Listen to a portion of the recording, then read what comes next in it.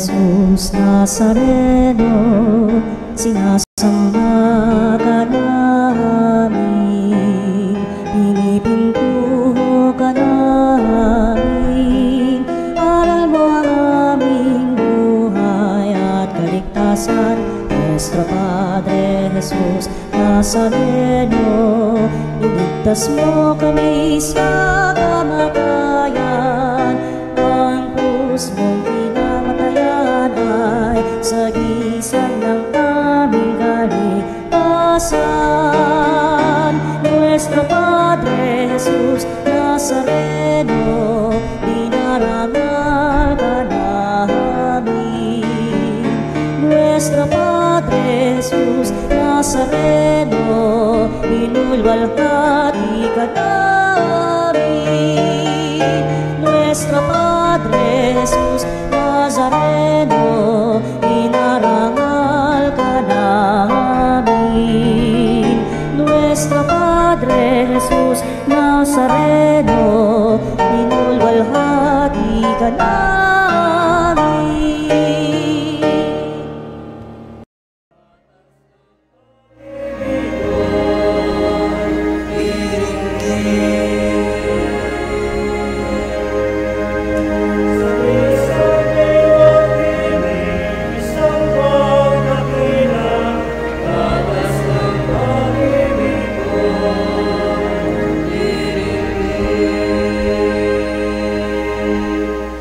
Sa ngalan ng Ama at ng Anak at ng Espiritu Santo. Amen. Sumainyo ang Panginoon. At sumairi. Mga minamahal kong kapatid, tayo po ay nasa ika-20 linggo sa karaniwang panahon. At upang tayo'y mas maging marapat gumanap sa ating pagdiriwang, aminin muna natin ang ating mga kasalanan.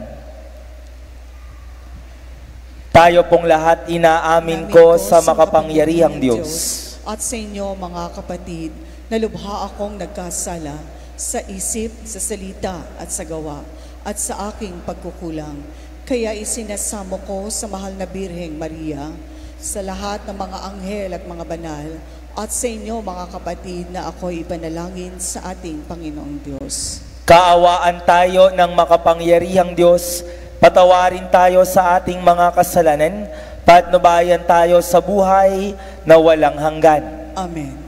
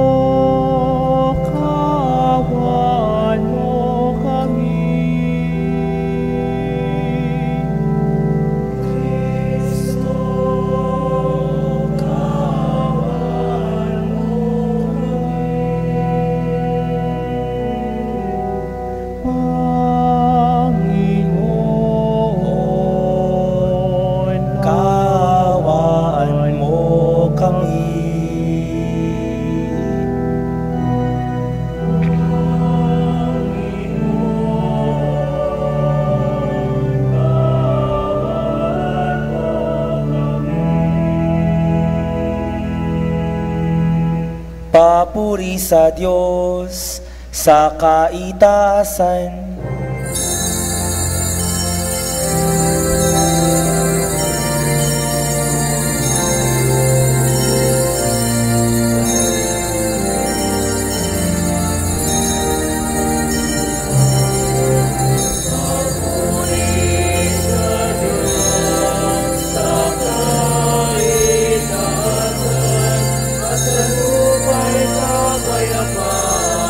Sa mga taong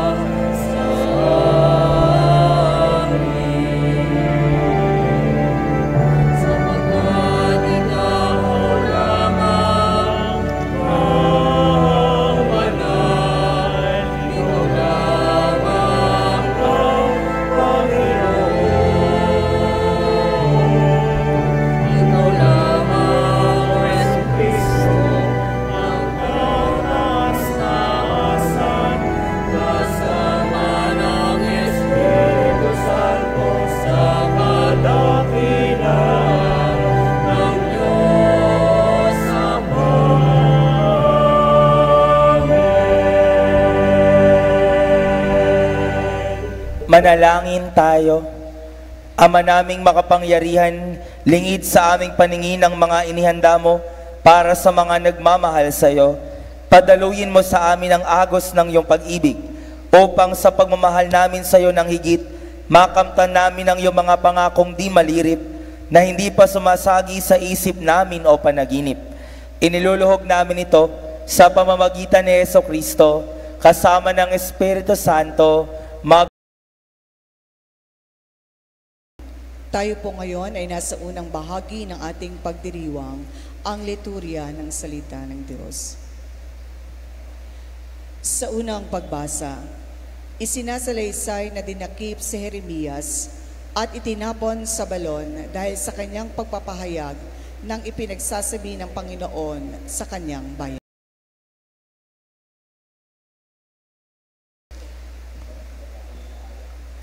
Ang salita ng Diyos mula sa aklat ni Propeta Jeremias. Noong mga araw na iyon, sinabi ng mga pinuno sa hari, "Kamahalan, dapat ipapatay si Jeremias. Sa kasasalita niya ay matatakot tuloy ang mga kawal, pati ang mga mamamayan. Hindi nakakatulong sa bayan ang taong iyan. Manapa ay ibig niyang mapahamak tayong lahat." Kaya't sinabi ni Haring Sedekias, "Kung gayon, gawin ninyo sa kanya ang ibig ninyo, hindi ko kayo mapipigil."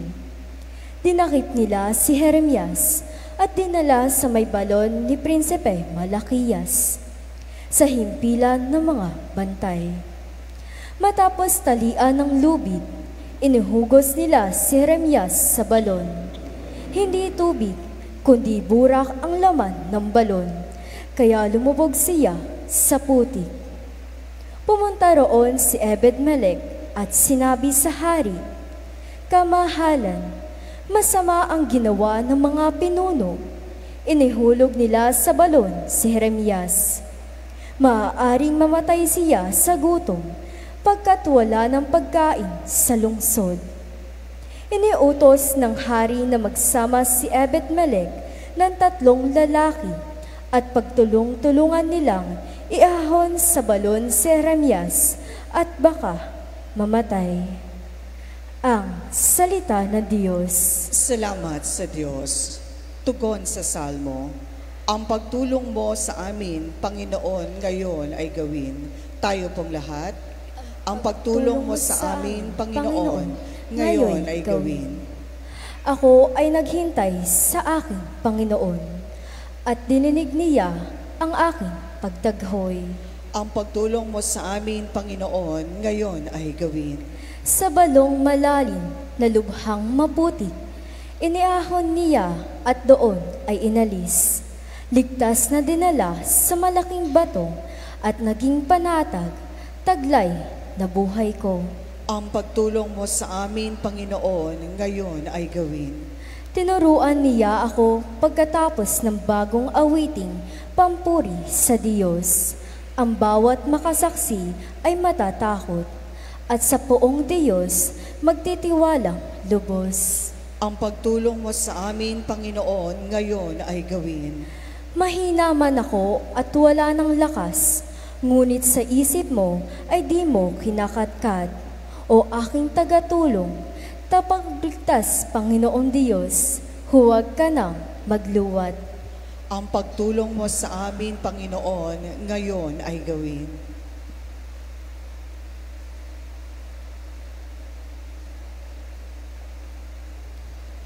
Sa ikalawang pagbasa, ibinibigay na halimbawa ang pagtitiis ni Jesus para sa atin, upang ang sinumang nagsasabuhay ng pananampalataya ay hindi panghinaan ng loob sa pakikipagtunggali sa kasalanan.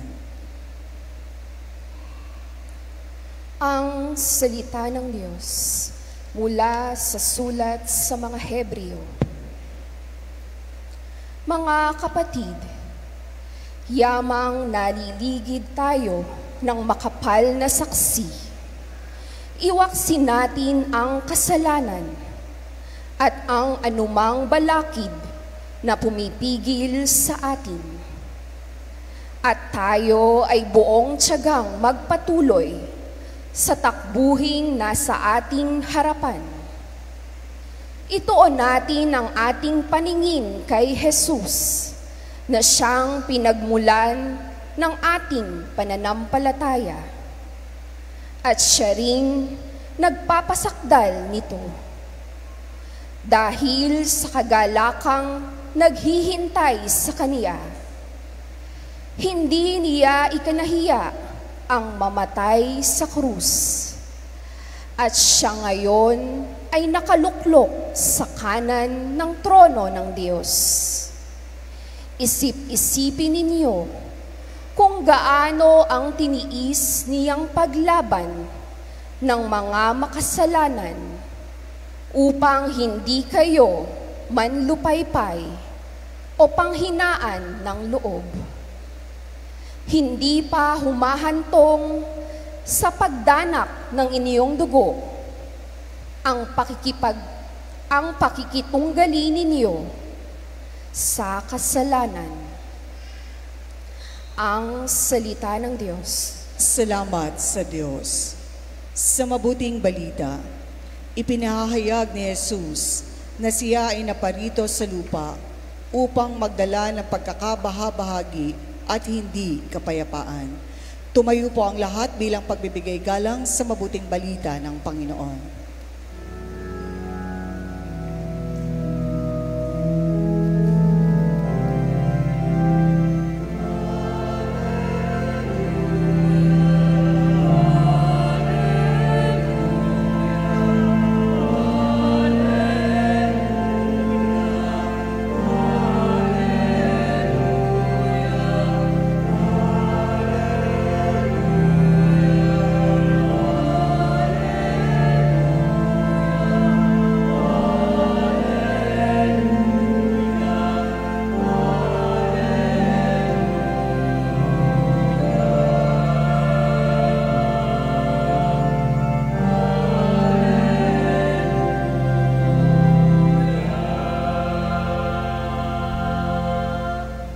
Sumainyo ang Panginoon. At sumayo rin. Ang mabuting balita ng Panginoon ayon kay San Lucas. Papuri sa iyo, Panginoon.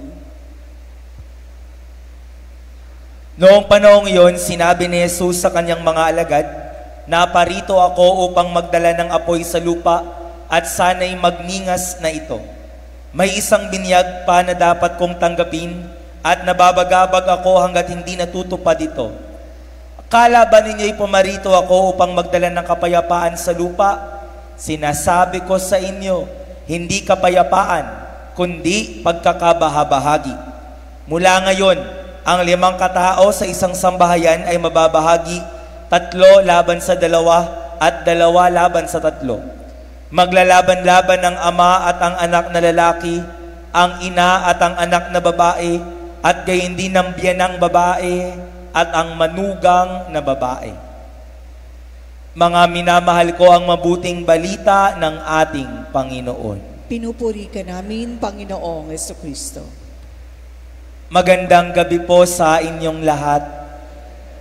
20th Sunday in Ordinary Time, ang tanong ng ating set of readings, panig ba kayo kay Jesus? Are you for Jesus? And if you say, "Yes, Father, I am for Jesus," panig ako sa Kanya, then the consequence is, you are also for His principles. You are also for His teachings. Kapag panig kay Jesus, panig ka din sa mga turo at aral niya. Ito na ho ngayon ang problema. If you are for Jesus, and if you are for His principles, then be prepared for persecution and opposition. Because if you are for Jesus, and if you are for His principles, not all people will like you. Hindi ka magugustuhan ng lahat, hindi ka magugustuhan ng marami, kapag panig kay Jesus at panig sa kanyang mga turo. It is only in this context that we can understand the controversial words from our gospel from St. Luke. Sabi ni Jesus, "Kalaban ninyo, naparito ako para magdala ng kapayapaan? Hindi. Naparito ako para magdala ng pagkakabahabahagi. Kala nyo peace ang aking dala because I am Prince of Peace. I bring not peace, but division." Father, tama ba yung naririnig namin? Sinasabi ni Jesus, hindi kapayapaan ang dala, kundi pagkakabahabahagi. But remember, my dear brothers and sisters, that the division Jesus is talking about is not His mission per se. Hindi naman talaga yun ang kanyang mission, but the consequence of His mission. Hindi yun ang kanyang unang intention, magkabahabahagi. Pero sa kanyang pangangaral, sa kanyang pagtuturo, ang naging epekto ng kanyang turo, pagkakabahabahagi. Para ho maunawaan ninyo ganito, si Jesus nangangaral ng katotohanan. He speaks the truth. He is for the truth. For after all, He is the truth. At sino mang tao na totoo, tapat, galit na galit ang mga sinungaling. Di ba kapag may tapat, kapag may totoo, sinong nanggagalaiti? Yung mga sinungaling.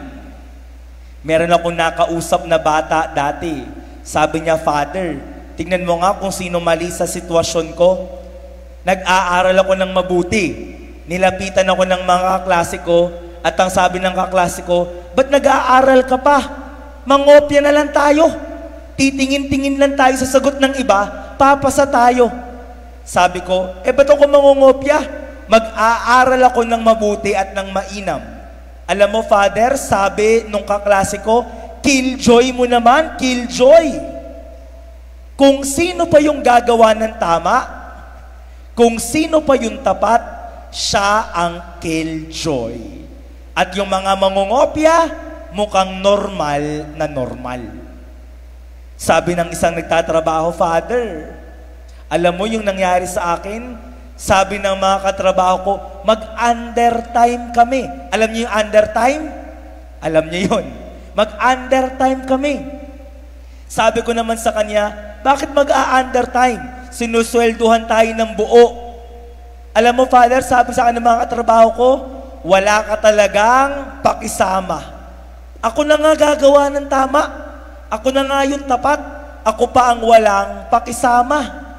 Nagmumukha tuloy yung mabuti, yung tapat, kakaiba. At yung gumagawa ng mali, normal na normal. Jesus brings division. That is a consequence of His teachings and mission. We cannot say, "I am for Jesus. I am for His principles." But you are also for divorce. I am for Jesus. But you are also for contraceptives. I am for Jesus. But you are also for abortion.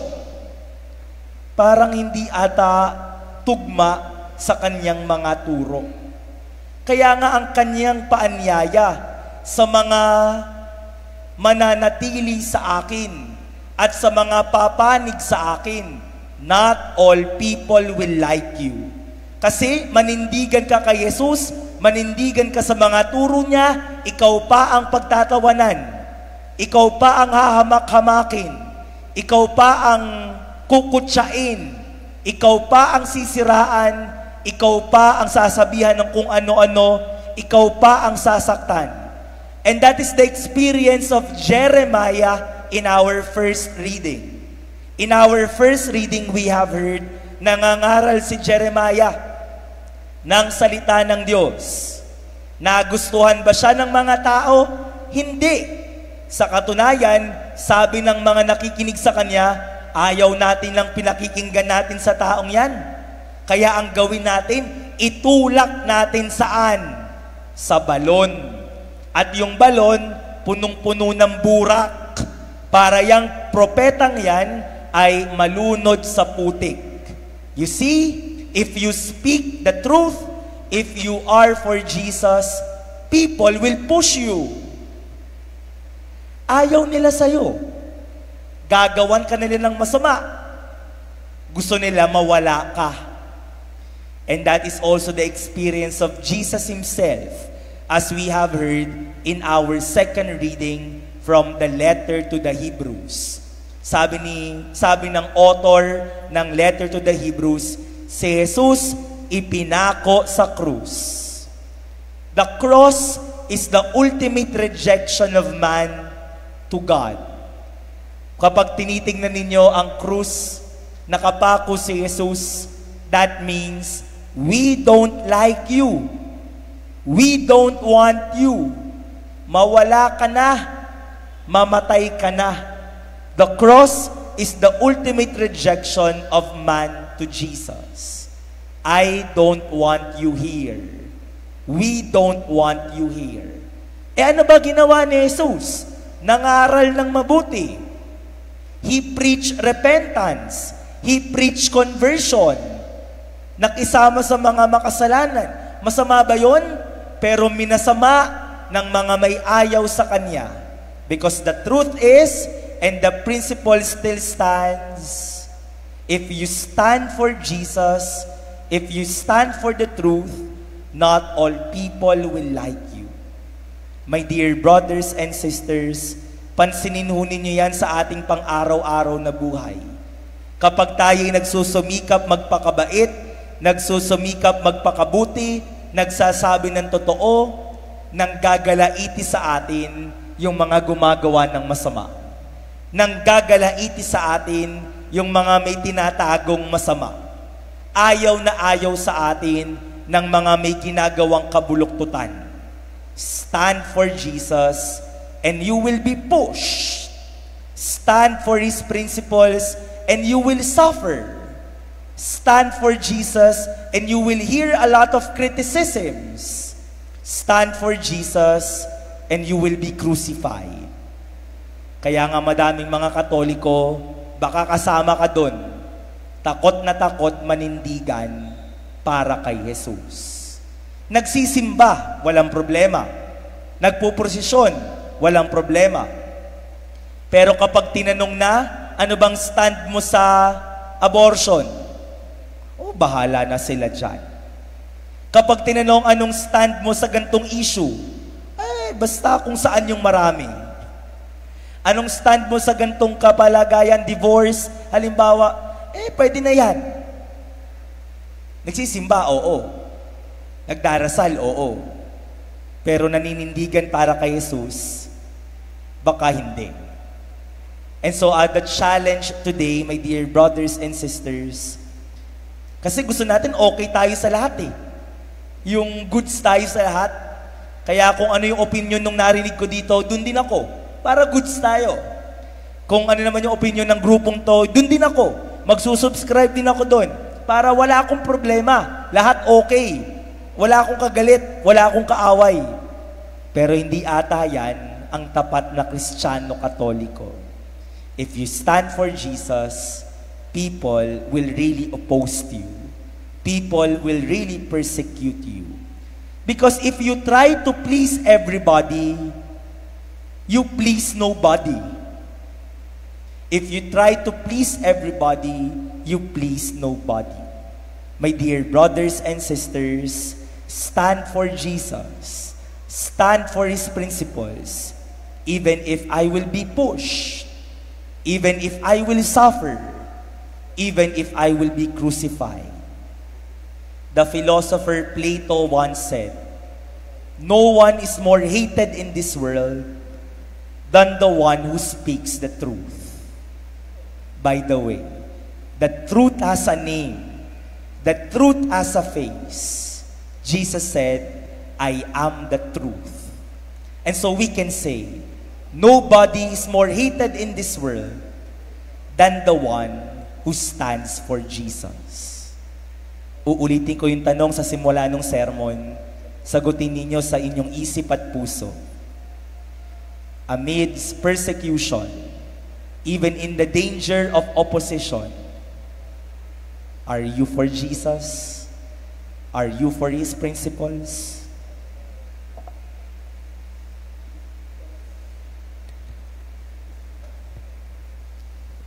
Tumayo po ang lahat. Ipapahayag ang pananampalataya. Sumasampalataya ako Sa Diyos amang makapangyarihan sa lahat, na may gawa ng langit at lupa. Sumasampalataya naman ako kay Jesucristong iisang anak ng Diyos, Panginoon nating lahat. Nagkatawang tao siya lalang ng Espiritu Santo. Ipinanganak ni Santa Maria ang Birhen, pinagpakasakit ni Poncio Pilato, ipinako sa krus, namatay, inilibing, nanaog sa kinaroroonan ng mga yumao, nang may 3 araw na buhay na magmuli, umakyat sa langit, naluklok sa kanan ng Diyos amang makapangyarihan sa lahat. Doon magmumulat paririto at maghuhukom sa nangabubuhay at nangamamamatay na tao. Sumasampalataya naman ako sa Diyos Espiritu Santo, sa banal na simbahang katolika, sa kasamahan ng mga banal, sa pagkabuhay na magbuli na ng matay na tao, at sa buhay na... Mga kapatid, kasama ng mga banal, ang makapal na saksi na nakapaligid sa atin, ipahayag natin sa Panginoon ang ating mga panalangin, ating isamo, Panginoon, dinggin ang iyong bayan. Panginoon, dinggin ang iyong bayan. Ang mga pinuno at kasapi ng simbahang hayagang inuusig, na biyayaan ng tapang at tatag na nagmumula sa alab ng pananampalataya, manalangin tayo sa Panginoon. Panginoon, dinggin ang iyong bayan. Ang ating kapariang papasok sa banal na pagsasanay sa linggong ito, nawa ay mataimtim na makapagnilay sa tulong ng Espiritong Banal. Manalangin tayo sa Panginoon. Panginoon, dinggin ang iyong bayan. Ang mga magulang, nawa ay matyagang turuan at patnubayan ang kanilang mga anak sa liwanag ng pananampalataya at Kristiyanong pamumuhay. Manalangin tayo sa Panginoon. Panginoon, dinggin ang iyong bayan. Ang mga may sakit, matatanda at may kapansanan, nawa ay mapag-alab sa pag-asa at pananalig bunga ng malasakit ng kanilang pamilya at mga kaibigan. Manalangin tayo sa Panginoon. Panginoon, dinggin ang iyong bayan. Ang ningas nawa ng pag-asa ay maibahagi natin sa pamamagitan ng tapat na paglilingkod. Manalangin tayo sa Panginoon. Panginoon, dinggin ang iyong bayan. Yaong mga namayapa ay maging maligaya magpakailanman sa kaharian ng Ama. Manalangin tayo sa Panginoon. Panginoon, dinggin ang iyong bayan. Sa katahimikan, ilapit natin sa Diyos ating mga pangangailangan.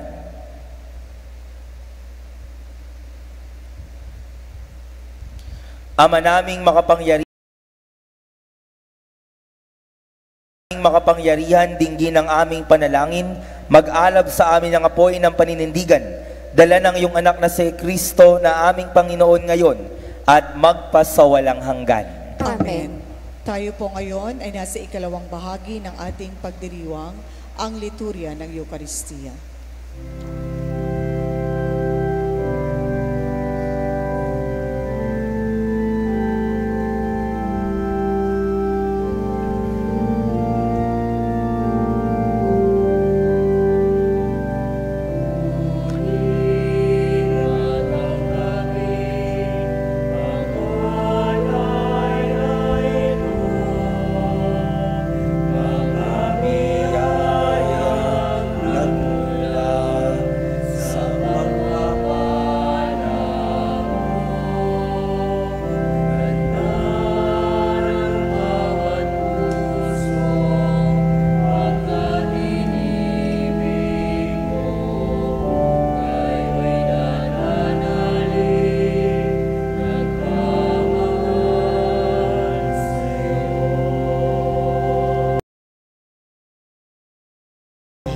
Manalangin kayo mga kapatid upang ang paghahain natin ay kalugdan ng Diyos amang makapangyarihan. Tanggapin nawa ng Panginoon itong paghahain sa iyong mga kamay, sa kapurihan niya at karangalan at sa ating kapakinabangan at sa buong sambayanan niyang banal. Ama naming lumikha, tanggapin mo ang mga alay upang maganap ang pagpapalitan ng iyong kaloob at ng aming handog sa aming paghahain na yun na ring ibinigay para kami maging marapat na iyong paunlakan sa pamamagitan ni Hesukristo kasama ng Espiritu Santo magpa sa walang hanggan. Amen. Sumainyo ang Panginoon. At sumayo rin. Itaas sa Diyos ang inyong puso at diwa. Itinaas na namin sa Panginoon. Pasalamatan natin, Panginoong ating Diyos. Marapat na siya ay pasalamatan. Ama naming makapangyarihan, tunay ngang marapat na ikaw ay aming pasalamatan, nasa iyong aming buhay, pagkilos at pag-iral.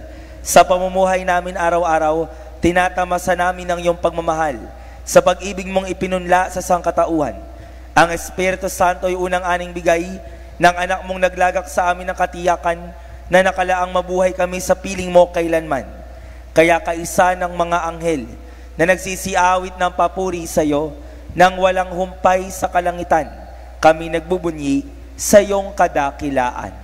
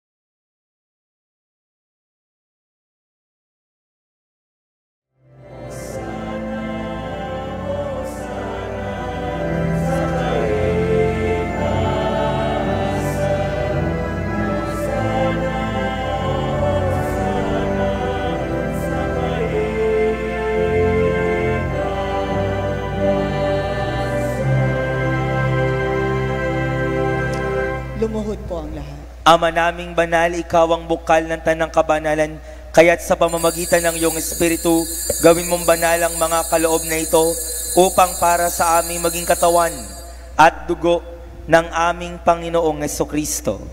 Bago niya pinagtiis ang kusang loob na maging handog, hinawakan niya ang tinapay, pinasalamatan kanya, pinagati-hati niya yun, iniyabot sa kaniyang mga alagad at sinabi, "Tanggapin ninyong lahat ito at kanin. Ito ang aking katawan na ihahandog para sa inyo."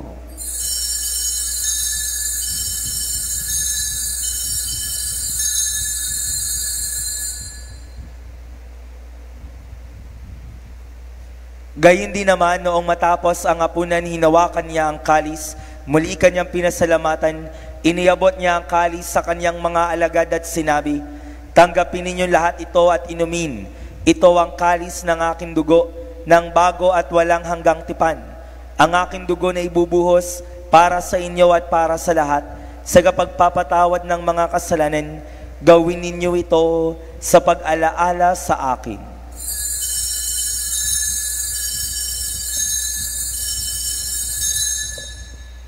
Manatili pong nakaluhod.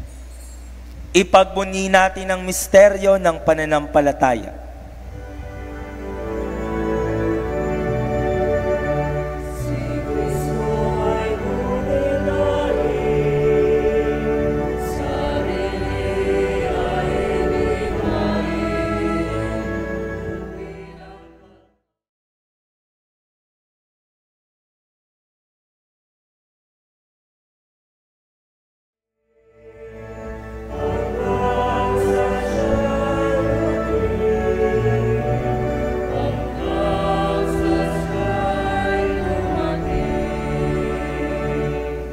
Ama, ginagawa namin ngayon ang pag-alaala sa pagkamatay at muling pagkabuhay ng iyong anak, kaya't iniaalay namin sa iyo tinapay na nagbibigay buhay, kalis na nagkakaloob ng kaligtasan. Kami nagpapasalamat dahil kami iyong minarapat na tumayo sa harap mo para maglingkod sa iyo. Isinasamo namin kaming magsasalo-salo sa katawan at dugo ni Kristo ay mabuklod sa pagkakaisa sa pamamagitan ng Espiritu Santo. Ama, lingapin mo ang iyong simbahang laganap sa buong daigdig. Puspusin mo kami sa pag-ibig.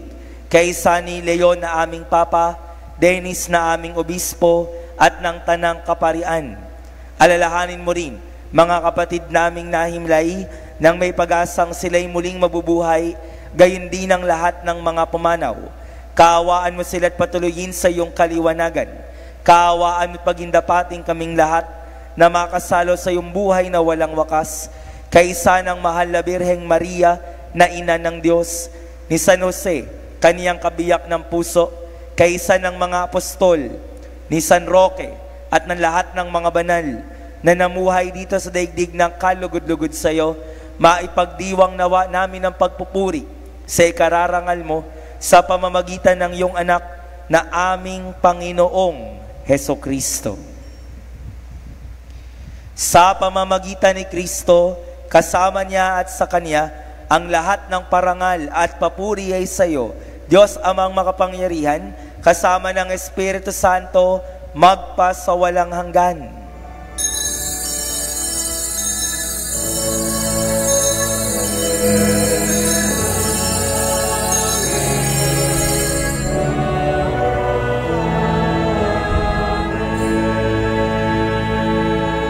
Tumayo po ang lahat. Sama-sama tayong tumawag sa Diyos na ating Ama.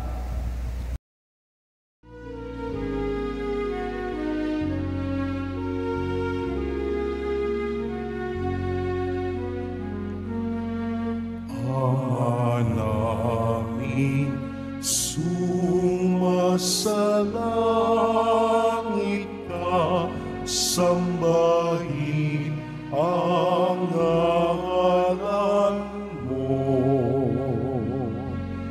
Mapasa amin ang kaharian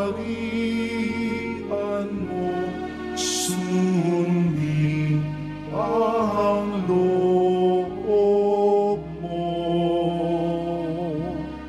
Dito sa lupa para ng sa langit, bigyan mo kami ngayon ng aming kakanin sa araw-araw,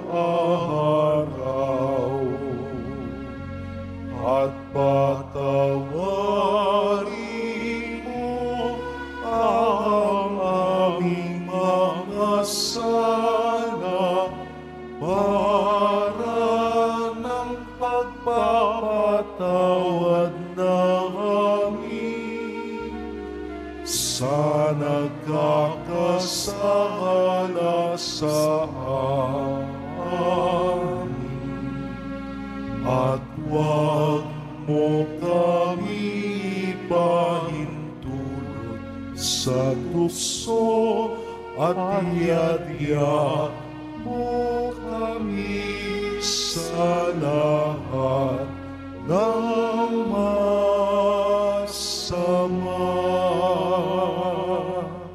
Hiling namin kami adya sa lahat ng masama, pagkalooban ng kapayapaan araw-araw, iligtas sa kasalanan, ilayo sa kapahamakan, samantalang aming pinananabikan ang dakilang araw ng pagpapahayag ng tagapagligtas naming si Jesucristo.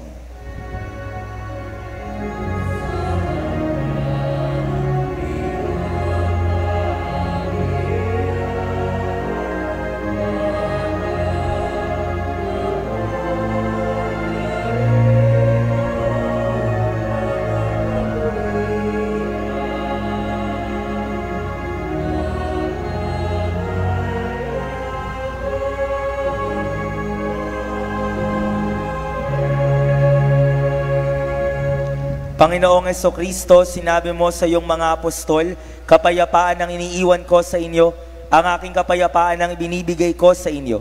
Tunghayan mo ang aming pananampalataya at wag ang aming pagkakasala. Pagkalooban mo kami ng kapayapaan at pagkakaisa ayon sa iyong kalooban, kasama ng Espiritu Santo, magpa sa walang hanggan. Amen. Ang kapayapaan ng Panginoon ay laging sumainyo. At sumairi. Magbigayan kayo ng kapayapaan sa bawat isa.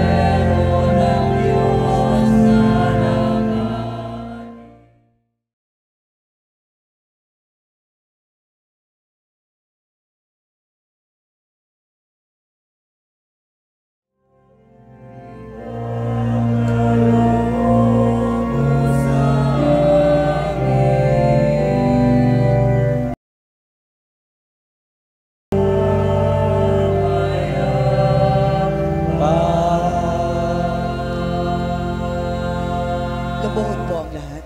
Narito si Kristo ang daan at ang buhay, mapalad ang mga inaanyaya piging. Panginoon, hindi ako karapat-dapat na magpatuloy sa iyo, ngunit sa isang salita mo lamang ay gagaling na ako.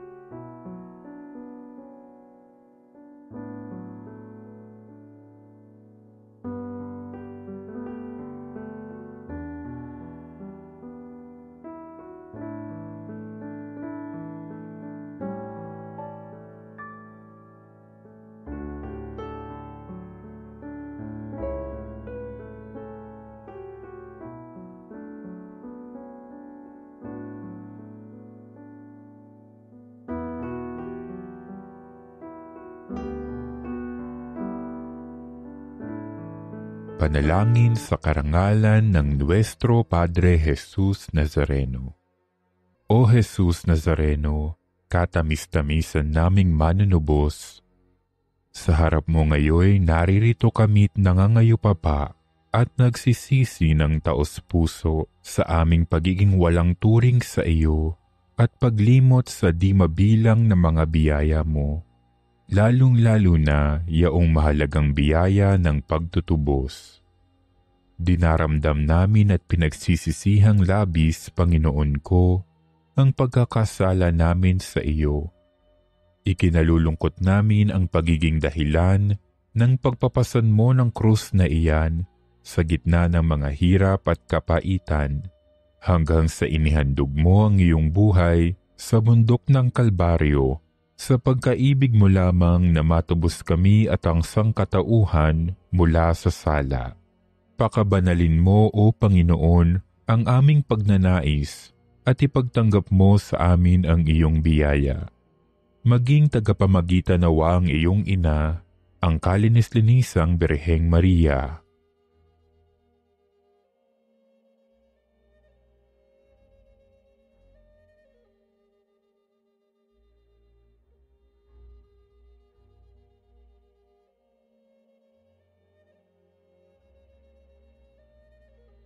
Ama naming makapangyarihan, niloob mong akuin ang iyong anak, ang krus at kamatayan, upang ang sangkatauhan ay matubos at mabuhay.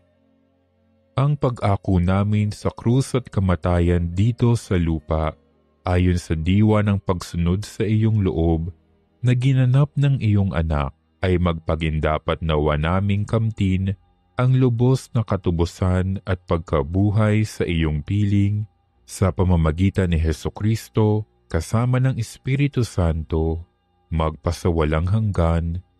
Amen. Nuestro Padre Jesus Nazareno, Panginoon namin at Diyos, kaawaan mo kami. Tumayo po ang lahat. Ama naming mapagmahal, sa banal na pakikinabang si Kristo ay aming pinagsaluhan, nihiling namin kami maging katulad niya sa langit, pakundangan sa kanyang pagiging aming kaparis, bilang tagapamagitan kasama ng Espiritu Santo, magpa sa walang hanggan. Amen. Aawit tayo sa pasalamat.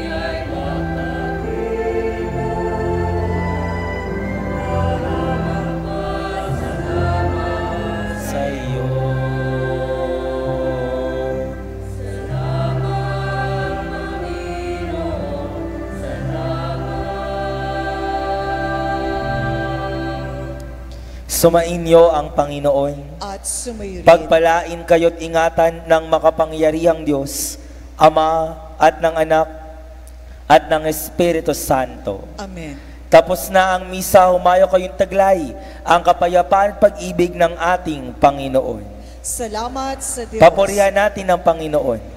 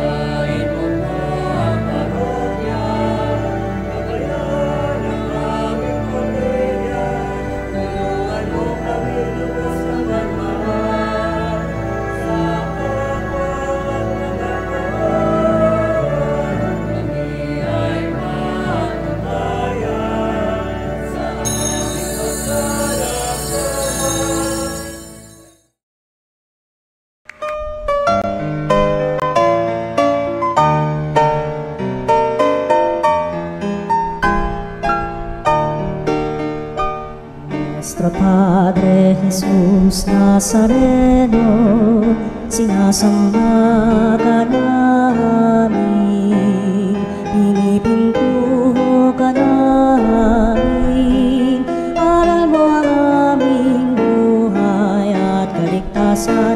Nuestro Padre Jesus Nazareno, iligtas mo kami sa kamatayan, ang krus mong pinamatayan ay sagisag ng aming kaligtasan.